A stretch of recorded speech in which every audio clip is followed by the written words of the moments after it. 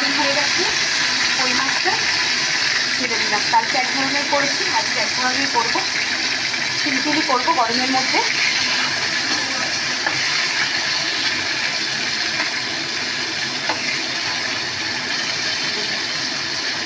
কই মাছগুলো ভাজা হোক, তারপর আসবে। মাছগুলো সব ভাজা হয়ে গেছে, এবার এর মধ্যে দেবো একটু পাঁচফোড়ন। এবার দেবো এই যে ঝিঙে, আলু, কাঁচা লঙ্কা সব দিয়ে দিলাম, টমেটো একটা দিয়ে দিলাম, সব দিয়ে দিলাম।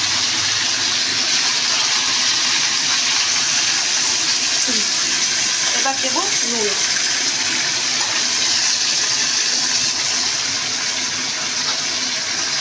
আর দেবো হলুদ, আর তিন মশলা হবে, কিচ্ছু না।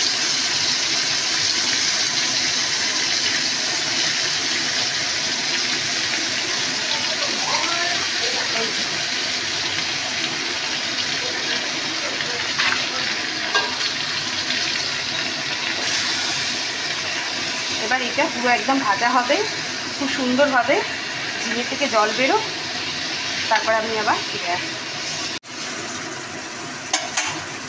এটা একদম জল, এটা হয়ে গেছে। এবার আমি কী করবো, এর মধ্যে জল ঢেলে দেবো।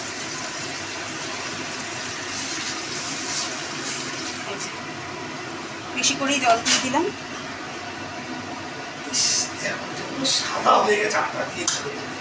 এইবারে এইখানে দেব হচ্ছে জিরে গুঁড়ো, আর দেব আমার কাছে যেহেতু ধনে পাতা ছিল, একটু ধনে পাতাও দিয়ে দিলাম তার সাথে। এবার মাছগুলো দিয়ে দেবো, কেন কই মাছ যেহেতু শক্ত, একটু ফুটতেও সময় লাগে। আর বেশি ভাজবেন না, বেশি ভাজলে কই মাছ শক্ত স্টিম হয়ে যায়। এই যে আমি একদম মাছগুলো সব দিয়ে দিলাম। পাতলা মাছের ঝোল হবে, খেতে হেভি লাগে। চলুন এটা হতে থাকুক, তারপরে লাস্ট ফিনিশিং আমি দেখিয়ে দিচ্ছি।